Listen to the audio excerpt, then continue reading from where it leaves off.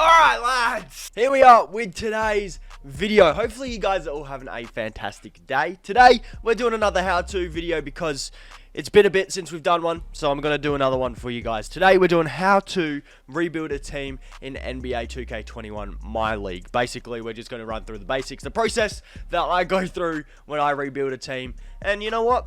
You guys can join in for the fun. Hopefully pick something up along the way. If you're new around here, go down there, subscribe. That'd be absolutely amazing. Trying to hit 4,000 subscribers, so we could really use your help. Go down there, subscribe. That would be absolutely fantastic. Also, if you haven't, like it. Does mean a lot.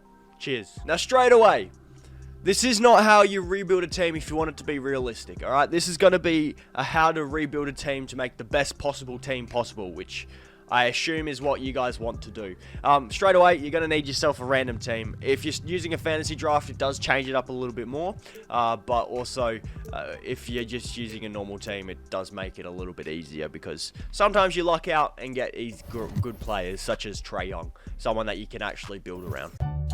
So the first thing that I do when I load into a new NBA 2K21 file, first thing I normally do, I go around and I have a look and change players' positions to get the most value out of them. Yes, like I said, this is not realistic at all.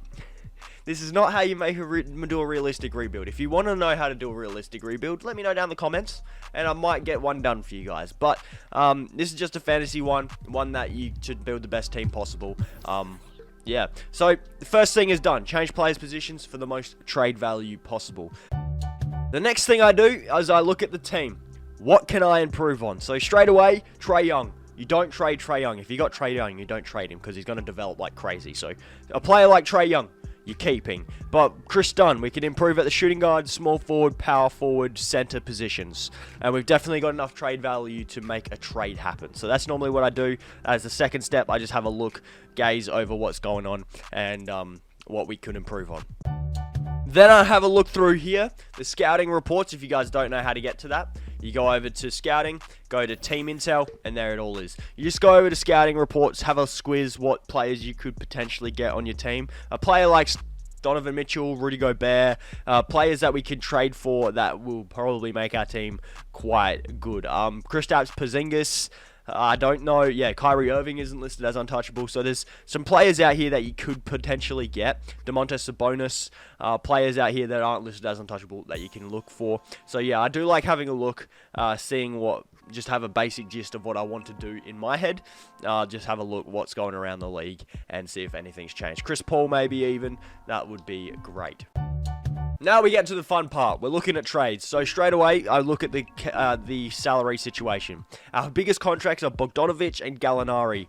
Tony Snell's contract, that's going to come in really handy. Yes, it's a bad contract for Tony Snell, but it's going to come in really handy if we pair him with, say, a young player such as a Cameron Reddish, who has a little bit of trade value and could get us someone such as a Jarrett Allen. It helps us get someone such as a Jarrett Allen, and then we could move Jarrett to the power forward. His value's got to go up, and then we can trade him with, say, Bogdanovic, and we could get ourselves a Drew Holiday, a max level player, which would be actually really, really handy for this team because he's a defensive point guard.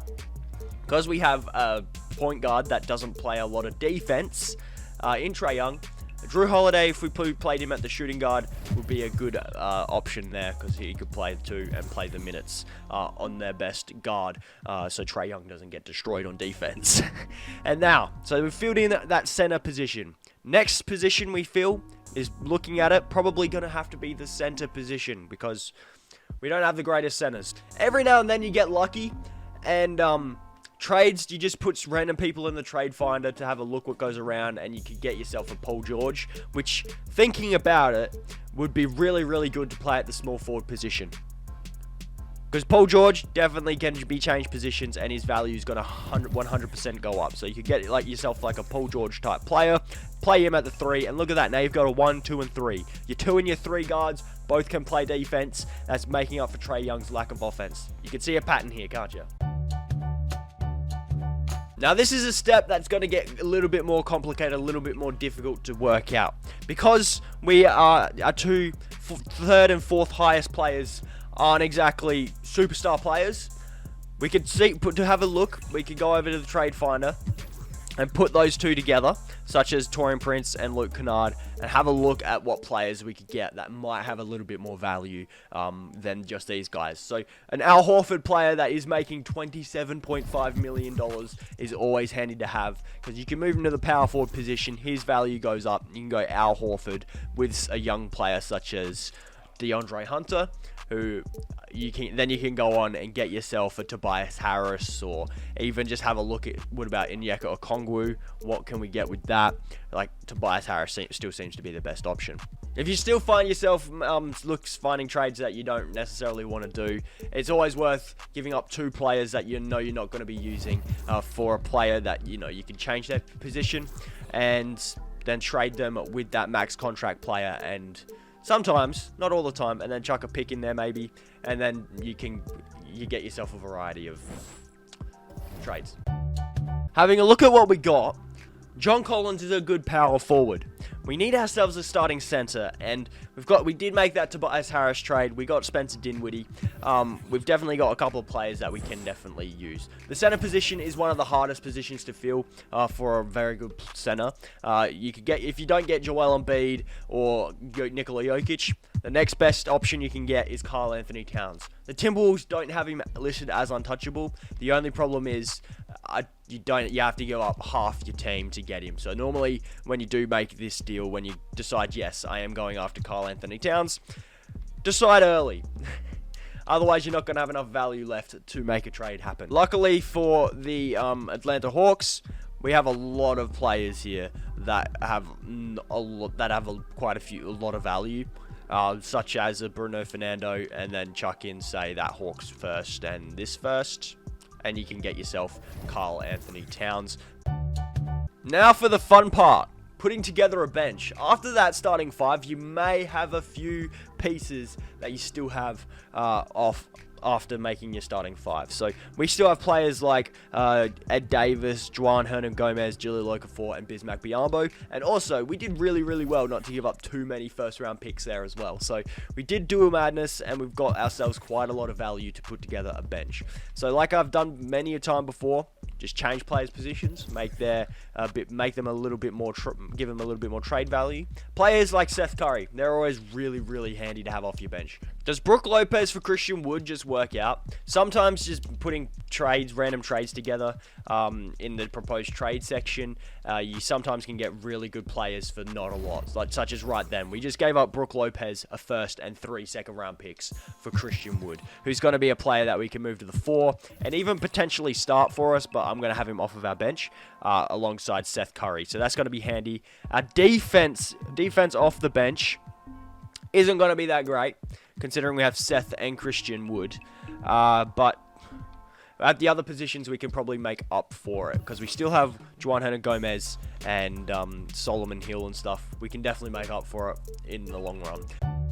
A little bit of a bonus tip here. At the beginning of a rebuild, a team technically hasn't used their mid-level exception. So go over into free agency and pick up a player for the mid-level exception. It adds more salary to your cap, and it means you can get better players in trades.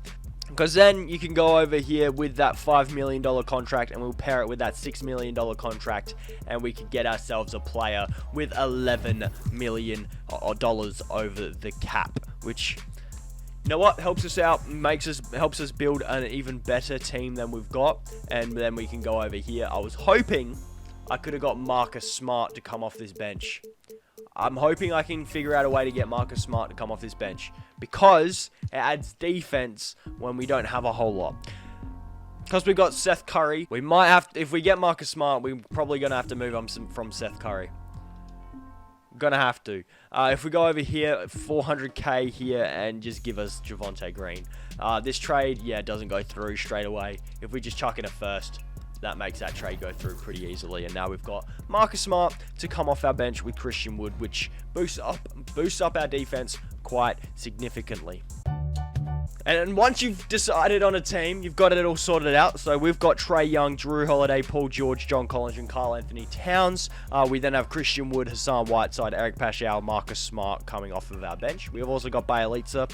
Go over here by pressing, once you're on coach game plan, go over here, press the trigger, and you could go over here, adjust your rotation. So I suggest using a 9-man rotation. Normally those win you the most games in 2K, especially if you have progression fatigue and injuries turned off.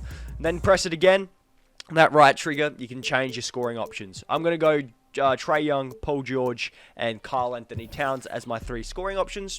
Then, once you've done that, go down to Then, once you've done that, go to System Proficiency and use the triggers to change your system.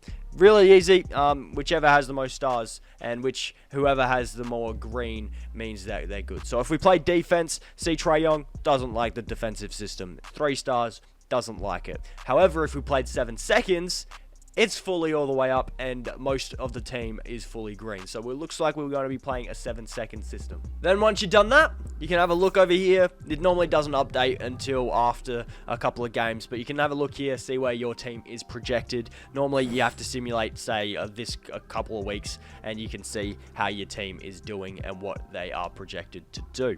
So currently, we're 3-3, which is not fantastic. Not got to admit, not the best. But the Atlanta Hawks are projected to be the 18th seed.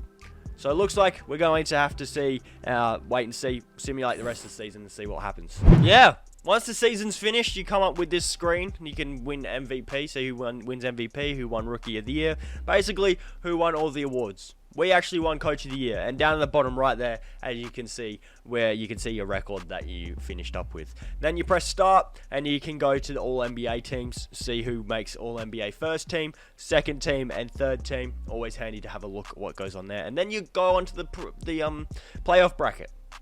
It's pretty simple.